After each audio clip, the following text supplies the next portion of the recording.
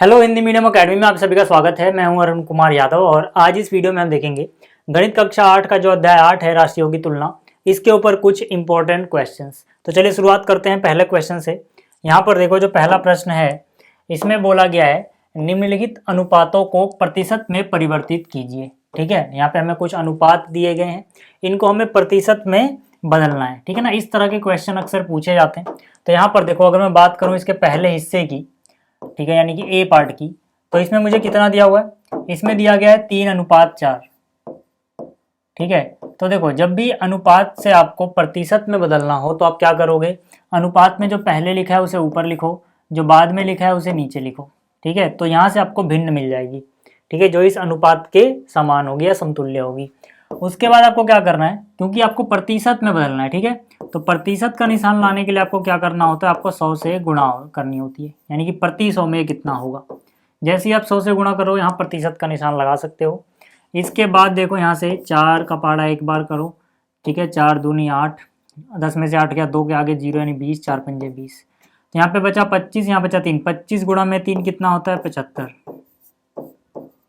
ठीक है, तो यानी कि जो 3:4 था ये कितना है, 75% है।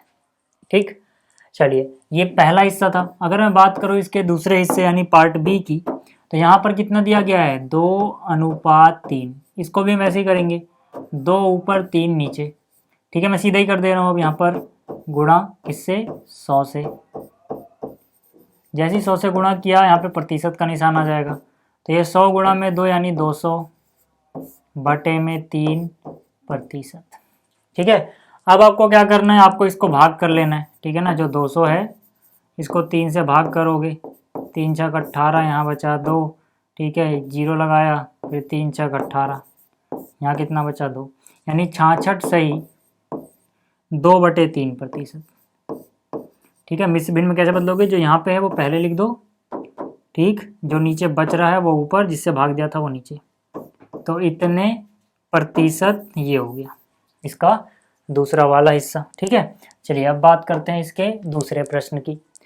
तो अब देखो जो दूसरा प्रश्न है इसमें बोला गया 25 विद्यार्थियों में से 72% विद्यार्थी गणित में अच्छे हैं, कितने विद्यार्थी गणित में अच्छे नहीं हैं। ठीक है, तो पहले हम क्या करेंगे, पहले हम यहाँ पर वो विद्यार्थियों की संख्या निकाल लेंगे जो अच्छे हैं, फिर उसको टोटल में से माइनस कर देंगे। ठीक है, हमें वो मिल जाएगा जो अच्छे नहीं है। तो यहाँ पर मैंने लिखा कुल विद्यार्थी कितने हैं भाई, पहले देखो यहाँ पर जो कुल विद्यार्थी हैं वो कितने हैं, वो है 25 विद्यार्थी। ठीक है, और गणित में जो अच्छे हैं, ठीक है ना, गणित में अच्छे विद्यार्थी, गणित में अच्छे विद्यार्थी कितने हैं, इसी 25 का 72%, 25 का 72%। ठीक है, जो यहाँ पे बोला होता है कि इतने प्रतिशत अच्छे हैं या इतने प्रतिशत खराब हैं, वो सबसे पहले हमें ये सोचना होता है कि किसका 72%, तो भाई कुल बच्चों का, यानी जो कुल बच्चे हैं उसमें से ही तो 72% अच्छे हैं। तो कुल कितने हैं, 25, 25 का 72% क्या है, अच्छे विद्यार्थी। ठीक है, तो इसको निकाल लो, ये हो जाएगा 25 का 72%। प्रतिशत का निशान हटाने के लिए 100 से भाग दे दो, जैसे हमने इससे पीछे किया ना, अभी यहाँ पे प्रतिशत का निशान नहीं था, निशान लाने के लिए हमने 100 से गुणा किया, ऐसे ही निशान हटाने के लिए, ये प्रतिशत हटाने के लिए हम 100 से भाग करेंगे। ठीक है, तो यहाँ से देखो, यहाँ से 25 एकम 25, 25 चौके 100। ठीक है, तो यानी कितना बच गया, 72/4। ठीक है, तो 4 से काट लो, 4 एकम 4, 4 एकम 4, 7 में 4 गया, 3 क्या गया, 2 32, 4 अट्ठे 32, काटोगे तो 18 विद्यार्थी आ जाएंगे जो अच्छे विद्यार्थी हैं, ये जो 18। ठीक है, अब विद्यार्थी जो अच्छे नहीं हैं, यहाँ पे हम लिखेंगे विद्यार्थी जो गणित में अच्छे नहीं हैं, जो बराबर। ठीक है, कुल विद्यार्थी कितने हैं, 25, उसमें से अच्छे कितने हैं गणित में, 18, कितने बच गए, 7, यानी 7 विद्यार्थी ऐसे हैं जो गणित में अच्छे नहीं हैं। ठीक है, तो ये हो गया। अगला देखो, अगला जो प्रश्न है, यानी कि ये जो प्रश्न है ये उदाहरण 2 है, आपकी किताब का उदाहरण 2। ठीक है, काफ़ी इंपॉर्टेंट है। इसमें क्या बोला गया है, इसमें बोला गया पिछले वर्ष एक स्कूटर का मूल्य ₹34,000 था, इस वर्ष इसके मूल्य में 20% की वृद्धि हो गई, स्कूटर का नया मूल्य क्या है। ठीक है, तो यहाँ देखो भाई, सबसे पहले अगर मैं बात करूं पुराना मूल्य, स्कूटर का पुराना मूल्य यानी पिछले साल जो मूल्य था वो कितना था, वो था ₹34,000। ठीक है, यानी 34,000 रुपये तो पिछले साल था। अच्छा, मूल्य में वृद्धि जो हुई है, ठीक है ना, जो वृद्धि हुई है मूल्य में वो कितनी है, वो है यहाँ पर 20%। लेकिन किसका 20%? याद रखना, जब वृद्धि होती है तो जो पुराना मूल्य था उसी का उतना प्रतिशत वृद्धि होती है, ठीक है, या कमी होती है। तो यहाँ पे वृद्धि हुई है 20%, यानी कि जो वृद्धि हुई है वो है 34,000 का 20%। अब फिर से मैंने क्या बोला आपको इसको सॉल्व करने के लिए प्रतिशत का निशान हटाना है। ठीक है, का मतलब देखो यहाँ गुणा होता है, ठीक है, गुणा के जैसा ही होता है। तो ये हो जाएगा 20/100, प्रतिशत का निशान हट गया। ठीक, तो एक शून्य से एक शून्य कट गया, इस शून्य से ये वाला कट गया। ठीक है, यहाँ से सीधा 34 गुणा में 2, 34 गुणा में 2 कितना हो गया 68, 2 जीरो यहाँ बचे हुए हैं, 2 जीरो लगा दो। तो ये तो आई वृद्धि, ठीक है ना। ये भी क्या है अपने पास कि कितनी वृद्धि हुई होगी रुपए में, है ना, इतने रुपए की वृद्धि हुई है। तो नया मूल्य पूछा हमसे, नया मूल्य कैसे निकालेंगे, पुराना मूल्य कितना था उसमें वृद्धि जितनी हुई जोड़ दो। पुराना मूल्य था 34,000, इसमें कितना जोड़ दो जो वृद्धि हुई है, वृद्धि कितनी हुई है 6,800। तो 34 और 6 40 और 8, यानी कि नया हो जाएगा 40,800 रुपये। ठीक है, ये भी हो गया। अब अगला देखते हैं।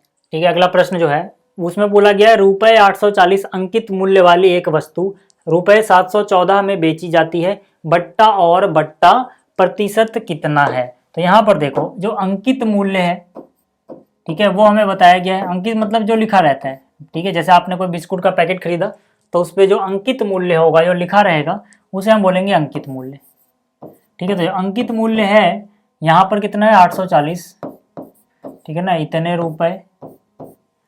और यहाँ पर जो विक्रय मूल्य है यानी जिसमें बेची जाती है विक्रय मूल्य, वो है 714 रुपये। हमें पहले बट्टा निकालना है और फिर बट्टा प्रतिशत निकालना है। जब मैंने आपको ये चैप्टर पढ़ाया था तब बताया था मैंने कि बट्टा का मतलब होता है छूट। किस पे छूट? जो अंकित मूल्य है उस पे कितनी छूट दी जा रही है। जैसे मान लो मेरे पास कोई सामान है जिस पे लिखा हुआ है कि वो 100 रुपये का है, लेकिन मैं आपको 20 रुपये की छूट देता हूँ, तो मैं कितने में बेचूंगा उसे? 80 रुपये में, है ना। तो 20 रुपये का बट्टा हो गया वहाँ पे। वैसे यहाँ पर भी है, अंकित मूल्य इतना था, विक्रय मूल्य बेचा इतने में गया, तो कितने की छूट मिली, कितने का बट्टा मिला। बट्टा जो होता है यानी जो छूट होती है वो बराबर होता है जो मूल्य अंकित है यानी जो लिखा हुआ है उसमें से माइनस कर दो कितने कम में आपने बेचा, तभी तो छूट होगी, कम में बेचोगे तो, यानी कि विक्रय मूल्य माइनस कर दो। ठीक है, अंकित मूल्य में से विक्रय मूल्य हम माइनस कर दें तो हमें बट्टा मिल जाता है। तो अंकित कितना था, लिखा तो हुआ था 840, लेकिन बेचा कितने में, बेचा यहाँ पर 714 रुपये में। तो कितना हो जाएगा ये हो जाएगा 126 रुपये। ठीक है ना, 6 और 80 और 40, 126 रुपये।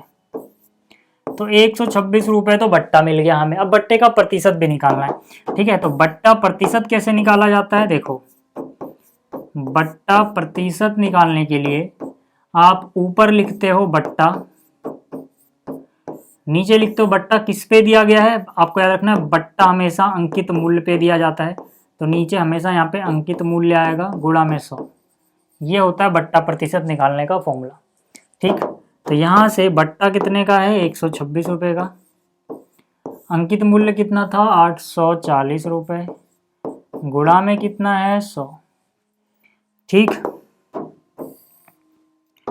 तो यहाँ से देखो एक शून्य से एक शून्य कट गया।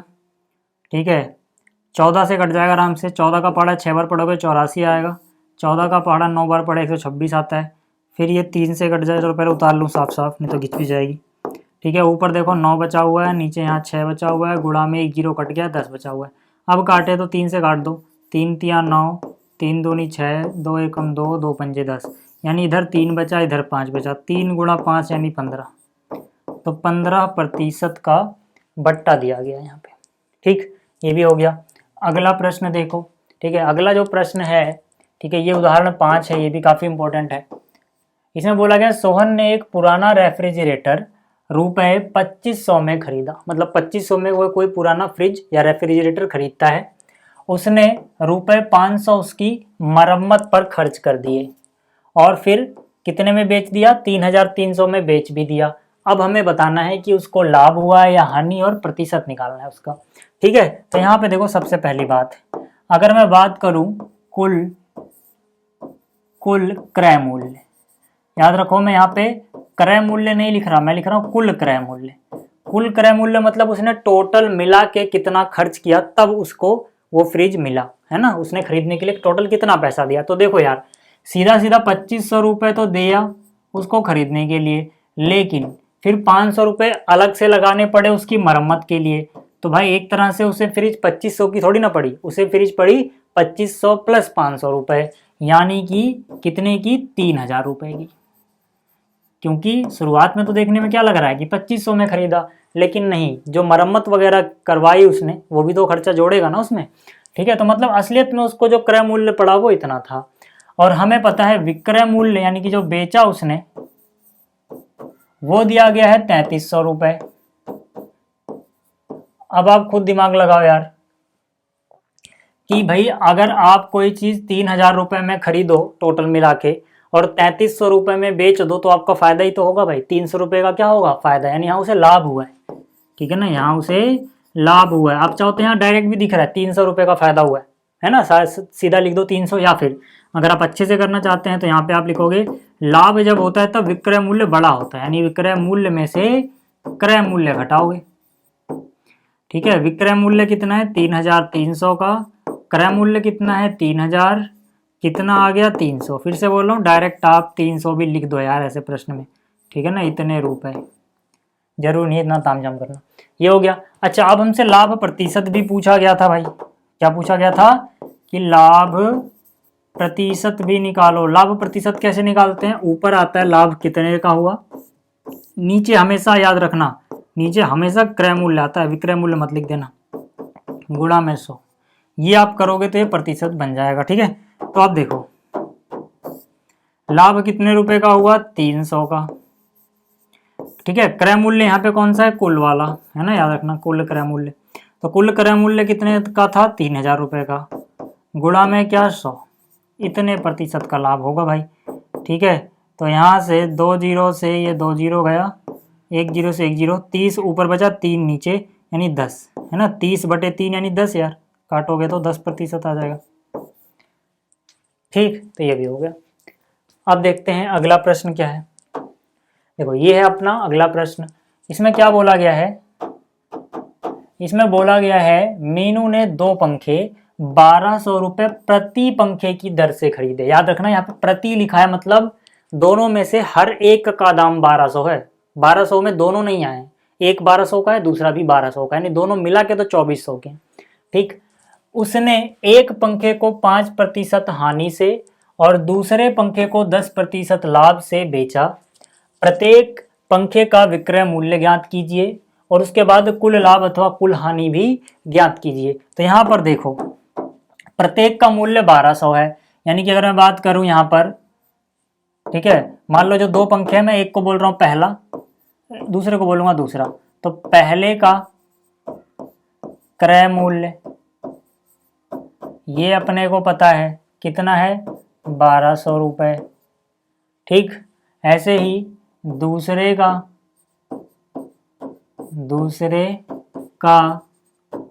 क्रय मूल्य कितना है, ये भी है 1200 रुपये। ठीक है, तो यानी कि हम यहाँ से पहली बात तो चलो कुल क्रय मूल्य निकाल लेते हैं, बाद में ये काम आएगा, इसको निकाल के छोड़ दो बस। कुल क्रय मूल्य कितना हो गया, 1200 जमा 1200 यानी 2400।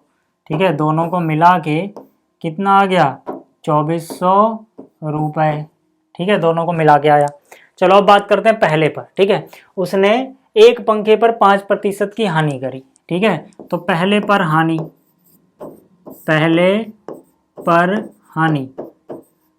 ठीक है, याद रखना हानि या लाभ प्रतिशत हमेशा किस पे निकाला जाता है, क्रय मूल्य पे। हमने पीछे देखा भी था, जब हम लाभ का प्रतिशत निकाल रहे थे तो किस पे निकाल रहे थे, क्रय मूल्य पे, ना कि विक्रय पे। ये बात याद रखनी है। तो यानी कि जो 5% की हानि हो रही है पहले पे, वो उसके क्रय मूल्य पे ही हो रही होगी। यानी पहले पर जो हानि है 5% की, तो ये किसका 5% है, ये हमें लिखना पड़ेगा। ठीक है, ये पहले के दाम का 5%, यानी पहले का दाम है 1200, यानी 1200 का 5% है ये।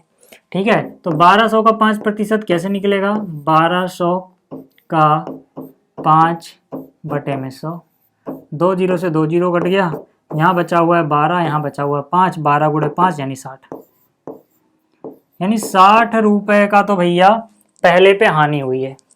ठीक है, हमें क्या करना है, प्रत्येक पंखे का विक्रय मूल्य, तो पहले का विक्रय निकाल लेते हैं सबसे पहले। तो मैंने लिखा पहले का विक्रय मूल्य, पहले का विक्रय मूल्य।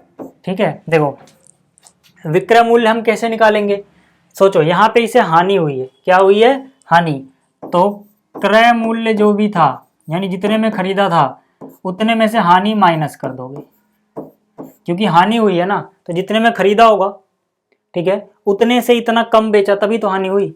ठीक है, तो क्रय मूल्य कितना था, 1200 रुपए, हानि यानी 60 रुपए कम में बेचा होगा, तो कितने में बेचा होगा, 1140 रुपए में बेचा होगा, और क्या।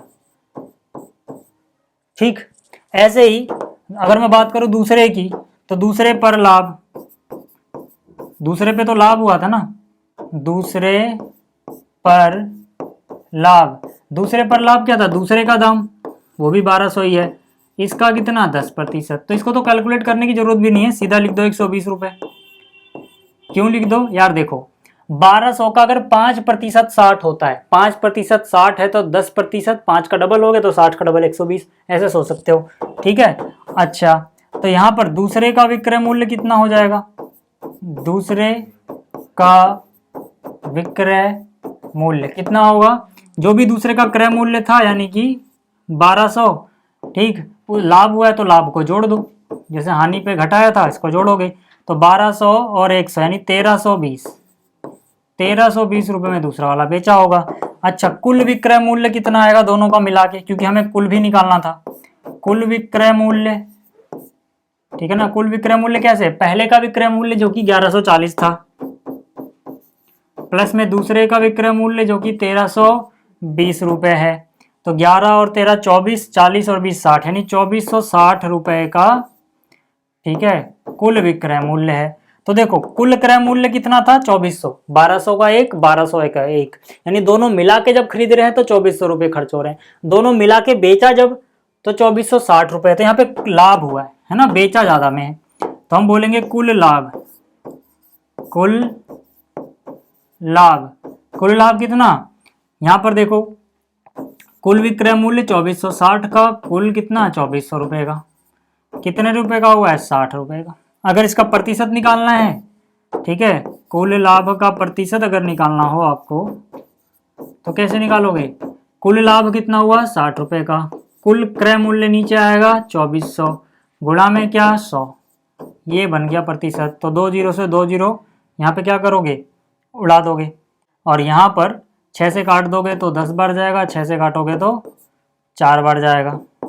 ठीक, तो 10/4 यानी 4 से काटोगे, यहाँ पे बचा है 10, यहाँ पे बटा हुआ है 4, और ये है प्रतिशत, 4 से काटोगे तो 4 दूनी 8, और 10 में लगाओ, 4 पंजे 20, यानी 2.5% का कुल लाभ हुआ है। ठीक है, ये भी हो गया। अगला प्रश्न देखो, अगला प्रश्न है, मैंने एक हेयर ड्रायर 8% वैट सहित 5400 रुपए में खरीदा, वैट को जोड़ने से पहले उसका मूल्य ज्ञात कीजिए। वैट होता है एक तरह का टैक्स, ठीक है ना, टैक्स जो लगता है, कर जो लगता है, ठीक है ना, उसे हम वैट बोलते हैं। ठीक, वैल्यू एडिड टैक्स। तो यहाँ पर जो वैट है, ठीक है, उसको मिला के, यहाँ पे ध्यान से देखो, वैट सहित, ठीक है ना, यानी वैट मिला के इतने रुपए में है इसका। ठीक है, तो हमें क्या करना है, वैट जोड़ने से पहले का मूल्य। ठीक है, तो अब क्या बोलेंगे हम बोलेंगे माना वैट से, माना वैट जोड़ने से, वैट जोड़ने से पहले का मूल्य, पहले का मूल्य बराबर है x रुपए। याद रखना, हमने माना कि जब वैट नहीं जुड़ा था तब उसका ठीक है, मूल्य कितना था, x रुपए था। तो वैट कितना होगा, वैट हमेशा उसी का प्रतिशत होता है जो जब वो जुड़ा नहीं था तब उसका मूल्य था। मतलब मेरे पास कोई चीज थी 100 रुपए की, बिना टैक्स जोड़े, मैंने जब टैक्स लगाया इस पे, मान लो 18 रुपए का टैक्स लगाया, तो टैक्स जोड़ने के बाद ये कितने की हो जाएगी, 118 रुपए की, है ना। तो मैं इसको x बोल रहा हूँ, टैक्स जोड़ने से पहले जो था इसको x बोल रहा हूँ। तो ये 18% निकल जाएगा किसका, ये हो जाएगा x का 18%, और इन दोनों को मिला के आएगा बाद में जितने में भी बेचा गया। ठीक है, तो वैसे ही मैं बोल रहा हूँ कि चलो मैंने मान लिया टैक्स जोड़ने से पहले, वैट जोड़ने से पहले x रुपए की है, तो वैट क्या रहा होगा, वैट इसी x का 8% रहा होगा। समझ में आ गई बात, 8% मतलब क्या, x गुणा में, या का लिखो 8/100, एक ही बात है, ये गुणा लिखो का लिखो, ठीक है। तो यानी कि 8 गुणा में x, यानी ये हो जाएगा 8x/100। ठीक है, इतना तो वैट है। अब अपने क्वेश्चन पे आ जाओ, यहाँ पे बोला गया है वैट सहित 5400 रुपए में है, यानी कि x प्लस में जो भी वैट लगा है, ठीक है, इन दोनों को मिला के आता है 5400 रुपए। यही तो बोला भाई, जितने रुपए की वो थी टैक्स जोड़ने से पहले, फिर आपने टैक्स जोड़ दिया, तो ये टैक्स सहित जो मूल्य है वो बराबर है 5400 रुपए के। समझ में आ गई बात। अब देखो यार, यहाँ मैं वैट ना लिख के सीधा उसका मान लिख रहा हूँ, कितना है, 8x/100। ठीक है, तो ये देखो 100 गुणा में x, 100x और 8, यानी 108x/100 बराबर कितना, बराबर यहाँ पे आ गया 5400। तो यहाँ से, ठीक है, अगर मैं x का मान निकालूं तो 5400 अपनी जगह रहेगा, नीचे वाला 100 यहाँ चला गया, और ये जो 108 है ये यहाँ पे आ गया।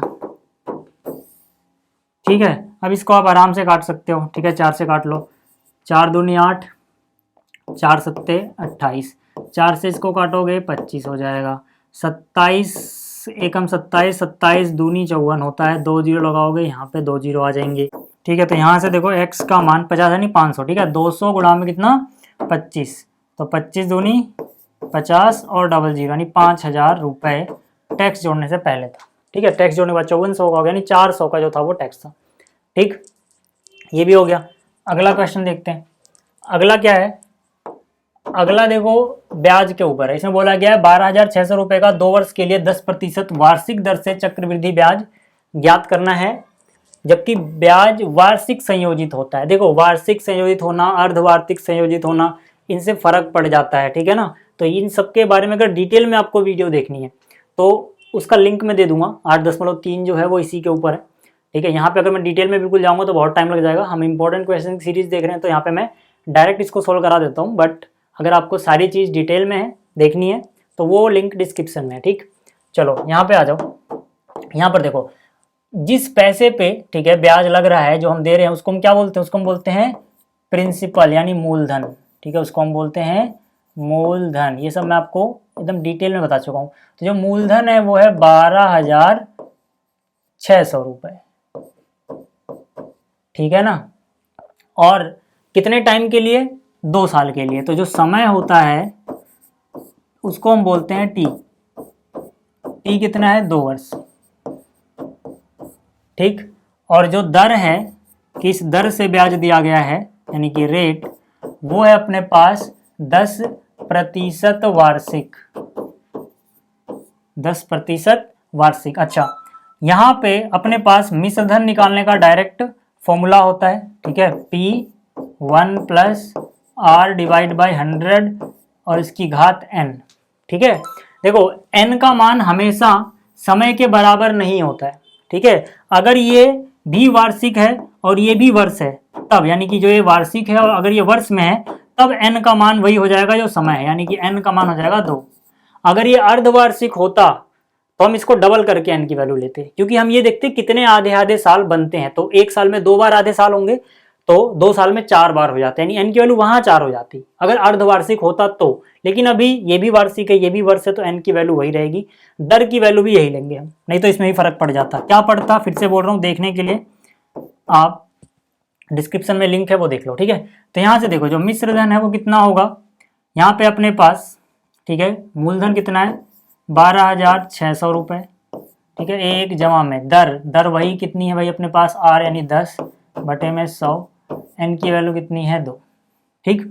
तो यहाँ से देखो कितना हो जाएगा, एक शून्य से एक शून्य काट दो, यहाँ बचा हुआ है 12,600, ठीक है, 10 गुणा में 1 10 और एक जोड़ोगे 11 बटे में 10, ठीक है, कितना हो जाएगा 11 बटे में 10 और घात कितनी चल रही है, घात है 2। तो यहाँ से 12,600 अपनी जगह गुणा में 11 बटे 10 गुणा में 11 बटे 10, ठीक है, ठीक है। या एक काम करो, इससे आसान पड़ेगा कि आप सीधा सीधा स्क्वायर ही कर लो यार, ठीक है। 11 का वर्ग 121 हो गया, 10 का वर्ग 100 हो गया, 2 0 से 2 0 कट गए, यहाँ 126 यहाँ 121। तो बस आपको क्या करना है, 126 को 121 से गुणा कर लेना है, ठीक है। तो यहाँ से कितना हो जाएगा 126, 2 चिक 12 का 2 हासिल 1, 2 दूनी 4 और 1 5, 2 एकम 2, ठीक है। फिर से इसको करेंगे तो फिर से कितना हो जाएगा 1 से 126, ठीक। इसको सॉल्व करोगे तो कितना 6 4 6 और 1 7 और 5 12 का 2 हासिल 1, 2 4 और 1 5 और 1 15,246। तो यहाँ हो जाएगा 15,246 रुपये, ठीक है। इतना हो गया। अब हमसे क्या बोला गया है, इसके बाद हमसे बोला गया था ब्याज ज्ञात करना है, ठीक है, चक्रवृद्धि ब्याज, ठीक है। चक्रवृद्धि ब्याज जो है, ठीक है, उसे हम CI बोलते हैं, कंपाउंड इंटरेस्ट, ठीक है। ये कैसे निकालेंगे, जो मिश्रधन आया है उसमें से मूलधन घटा दो। तो मिश्रधन कितना आया है 15,246, मूलधन कितना था 12,600, ठीक है। इसमें से घटा के यहाँ पे लिख लो, या आप कर लेना, इतना यहाँ पे लिख लेना, ठीक है, यही उत्तर हो जाएगा। तो इस वीडियो में इतना ही, जल्दी मिलेंगे अगली वीडियो में। इस वीडियो को देखने के लिए थैंक्स।